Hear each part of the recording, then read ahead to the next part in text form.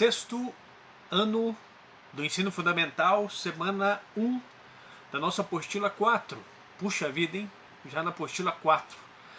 E a proposta, para a gente voltar um pouquinho, a gente falava dos povos da antiguidade. Então nós estudamos na apostila 3 um pouquinho sobre os egípcios, um pouquinho sobre os povos da Mesopotâmia, que estão nas origens das primeiras grandes civilizações, das primeiras cidades, das primeiras formas de poder centralizado, das primeiras formas de Estado centralizado, da domínio da agricultura, das formas de trabalho escravo, ou seja, as origens do que a gente chama de escravidão e de Estado e de escrita e de cidades está naquela área, em outras áreas do mundo também, na Índia, na China, aqui na América, os povos da América Central, como nós vimos, mas naquela região ali chamada Crescente Fértil,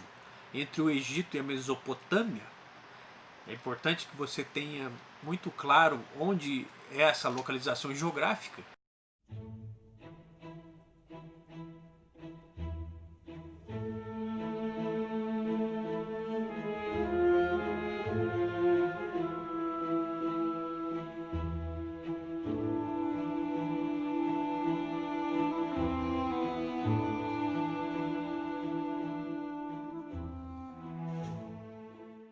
Ali fica a origem, as grandes origens dos modelos de sociedades do mundo antigo, os grandes modelos de sociedades do mundo antigo.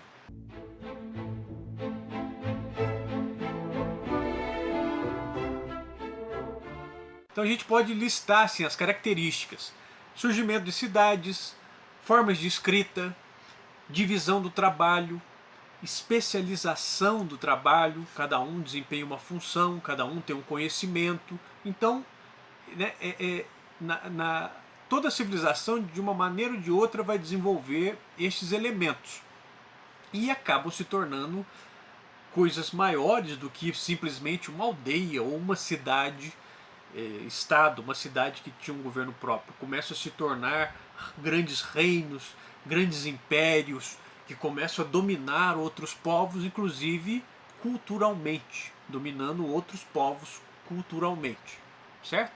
Então, nós vimos um pouco desses povos e falávamos da Mesopotâmia, lembro lá da Babilônia, dos babilônicos, dos sumérios, dos caldeus, dos assírios, dos hititas, tem uma infinidade de povos naquela região.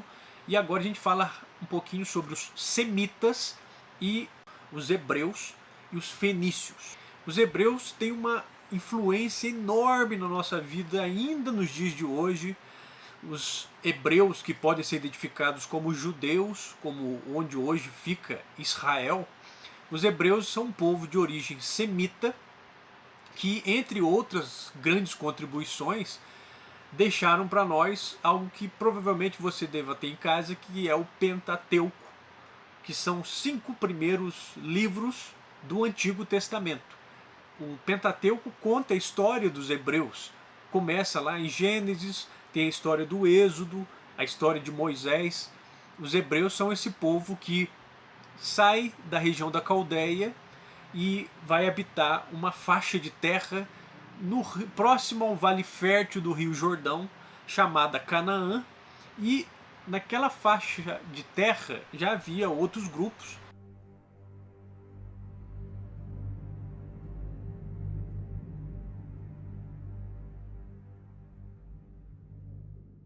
Então a história dos hebreus também vai ser uma história de uma série de lutas tribais contra esses grupos. Alguns períodos muito influenciados pela natureza, por grandes secas, o que explica, por exemplo, a migração, a saída dos hebreus daquela faixa de terra e a ida, por exemplo, ao Egito, onde a história da escravidão do Egito, a história do momento da construção das pirâmides, é algo que a arqueologia até hoje busca compreender essa história. Então você vai ter evidências arqueológicas em algumas áreas muito pouquinhas e em outras áreas que vão explicar mais sobre esse momento em que os hebreus estavam presentes no Egito. Há uma discussão se realmente era uma escravidão ou se havia uma forma de exploração do trabalho que não necessariamente pode ser definida como escravidão nesse momento que os hebreus estavam no Egito, mas de todo modo o fato é que de alguma maneira eles estiveram no Egito e presenciaram muito desse crescimento do Egito no momento das grandes obras, das grandes construções, dos canais de irrigação, dos templos, dos palácios, das cidades do Antigo Egito. Então os hebreus eles vão viver grandes períodos de fora da região de Canaã, depois a estabilização naquela terra na margem do Rio Jordão, uma série de lutas contra grupos que estavam ali ocupando, filisteus, amalequitas. Na Bíblia tem uma infinidade dessas batalhas e povos, da estabilização de um reino, depois esse reino se divide, e aí você tem Saul, Davi, Salomão, os reis, o período dos juízes, ou seja, essa grande história do povo hebreu você pode encontrar no Antigo Testamento da Bíblia. E a grande contribuição dos hebreus nesse sentido é o monoteísmo, a crença em um único Deus. Todos esses grandes povos que nós estamos estudando da antiguidade, eles eram politeístas, politeos, muitos deuses. E os hebreus vão ser monoteístas, a crença em um único Deus. Essa crença ela vai manter uma unidade muito forte desse povo, e em vários momentos da história dos hebreus vai ser importante para garantir a eles a continuidade da sua cultura, quando de guerras, de invasões, de períodos de seca, ou seja, durante as grandes dificuldades que esse povo enfrentou, esse monoteísmo vai garantir aos hebreus uma força cultural muito grande. Um outro povo que aparece aí são os fenícios. Os fenícios criaram a base do nosso alfabeto. Muitos povos antigos, como nós vimos também na parte da escrita, tinham uma escrita ideográfica, ou seja, símbolos que representam ideias.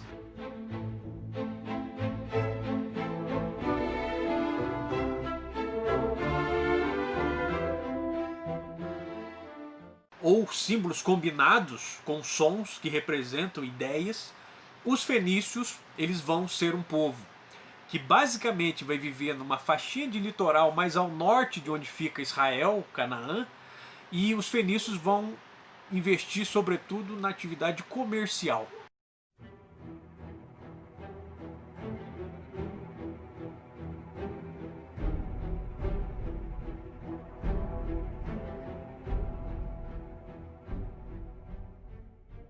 Então a Fenícia não tem grandes vales férteis para agricultura, não tem muitos recursos naturais, a não ser a madeira, que vai ser muito importante na construção de embarcações. Então os fenícios vão ser um povo marítimo, voltado para o mar e voltado para o comércio.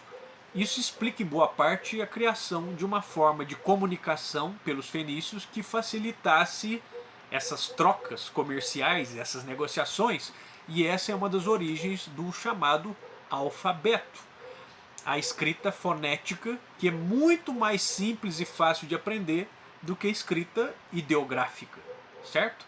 E um desses centros fenícios, a Fenícia nunca vai formar um reino, são cidades-estado fenícias. Cada cidade tinha um governo, mas fazia parte dessa cultura chamada cultura fenícia. Uma dessas cidades chamava-se Byblos.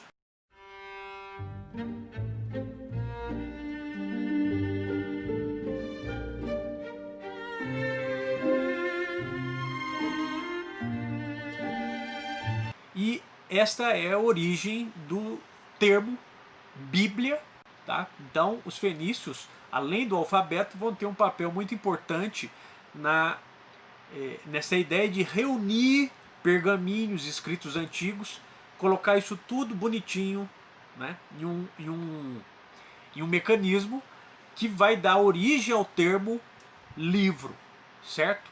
Mas o livro vai ser uma invenção que vai acontecer na Idade Média, como nós vamos ver mais para frente, mas essa ideia da reunião de textos já estava presente entre os fenícios.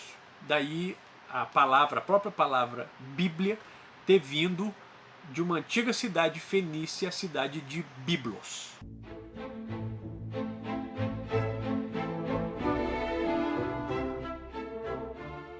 Bom, o segundo ponto dessa nossa primeira semana da apostila 4 fala sobre a antiguidade clássica, o mundo clássico. Esse mundo clássico é o mundo dos gregos e dos romanos, o mundo greco-romano. A antiguidade clássica é um momento dessa antiguidade, né, em que os romanos e gregos, principalmente os gregos, criam ideias mais refinadas do que seria uma civilização. E nós somos muito influenciados historicamente por essa antiguidade clássica de gregos e romanos, em várias áreas. Para ficar em duas áreas muito importantes, na área das ciências e filosofia e na área da política. Então, quando a gente fala dessas influências, nós estamos falando de modelos que os antigos gregos criaram há mais de 2.500 anos atrás. Depois os romanos também são herdeiros dessa grande cultura dos gregos, e nessas áreas como as artes, a política, a filosofia, as ciências. Então nessas áreas nós temos uma grande influência desse mundo grego e depois romano.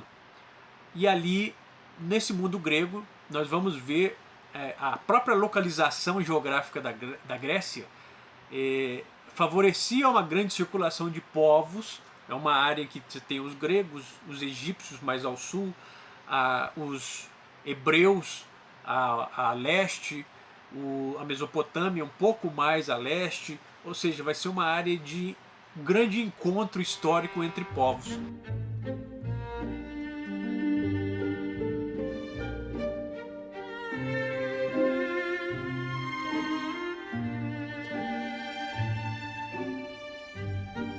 E também uma área de muitos conflitos e guerras.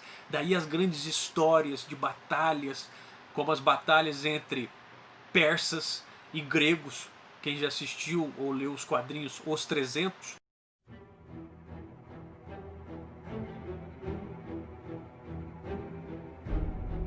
fala sobre as grandes batalhas que existiram entre gregos e persas, que foi um momento de um certo choque cultural entre povos, entre civilizações. A civilização persa, o Império Persa, que estava aumentando seus domínios e tinha uma ideia de poder, uma filosofia muito própria.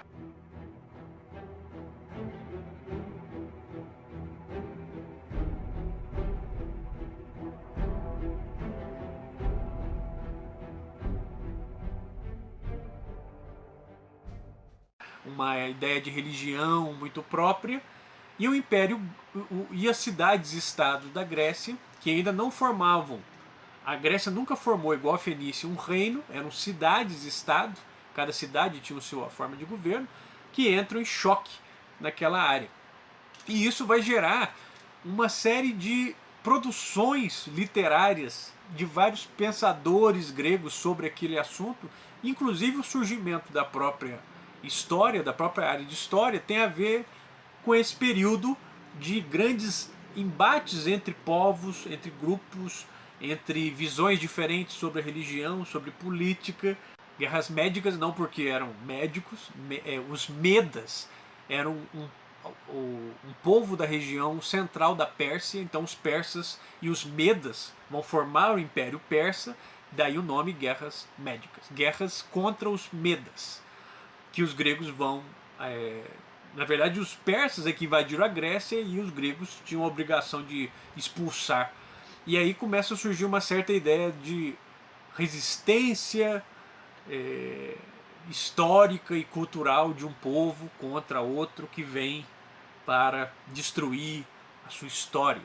Então a área de história ela deve muito a esse momento dessas guerras entre gregos e persas. Momento de muitas batalhas famosas, inclusive batalhas que tiveram influência na constituição dos Jogos Olímpicos atuais. Por exemplo, a Batalha de Maratona, leia sobre a história da Batalha de Maratona. Por que chama-se Maratona hoje uma prova que tem 42 quilômetros? É a distância entre a cidade de Atenas e a cidade de Maratona, que um correspondente, um mensageiro, correu essa distância de 42 quilômetros para avisar sobre a invasão dos persas.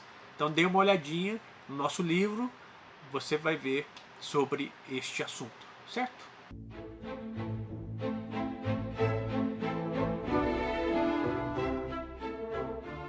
As nossas atividades, elas falam um pouquinho do mapa, a localização dessa região do Crescente Fértil, que a gente fala um pouquinho nesse início do vídeo, e aí inclui a Mesopotâmia, uma parte do mundo grego e o Egito, e fala também do filme Príncipe do Egito, que é uma animação muito legal da DreamWorks.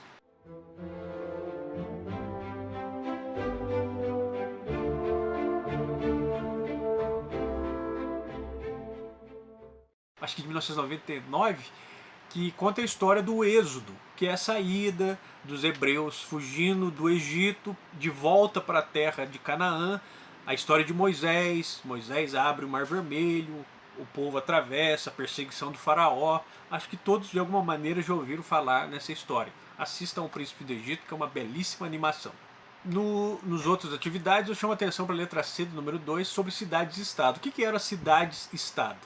É a primeira forma de poder centralizado. Antes de existirem reinos, existiam cidades-estado.